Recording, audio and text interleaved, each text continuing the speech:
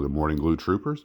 I thought I would talk about when you have to paint small white items on dark plastic because that can actually be a trick. I was reminded of this recently when I built that little Tempest and I had to paint the little H-fire rockets white over the dark green plastic. Now, most of us know that painting small items it's difficult because it's very easy for the paint to obliterate the detail, especially if you're using heavier enamel. And I found that pretty much historically, painting things like missiles and rockets on aircraft has been, especially small aircraft like on the Tempest, have really been a bit of a trick. Now, yesterday I painted the H-fire rockets and the rails, which is a one-piece unit, a light gray with some thinned out acrylic to put a base coat because I knew there was no way the white was going to cover that green. And of course, once that hardened, I painted everything white. Once that hardened, I put the black tips on the rockets and then the light gray on the rails. And it came out okay for my eyes on a tiny 1/72nd scale kit. But it got me thinking about how hard it is to do rockets and missiles and things like that to get an even coat on them.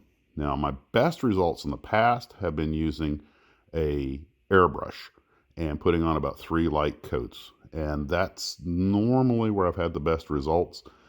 Seems like the acryls do a little bit better job at not obliterating the detail, but it can be quite a trick and a lot of work to get your missiles to look good, or wheel hubs, or anything else that's supposed to have a white or light colored even coat on it. Yellow can be tricky too.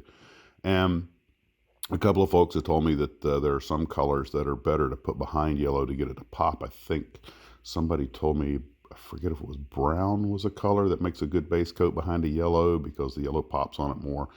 But anyway, it's just one of those things that I realize that light colors can really be a trick to play with, because you can lay it on really thick, but then you obliterate the detail.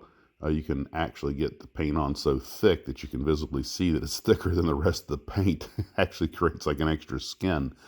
And I thought I would ask you guys what kind of tricks you used when you have to, use these light colors. It's actually easier when you're doing something big like the outside of a model car. In fact, the HPI guy just uses those, is it 2X Krylon or something? He gets the big cans of paint, just blast the heck out of them. But hey, it works.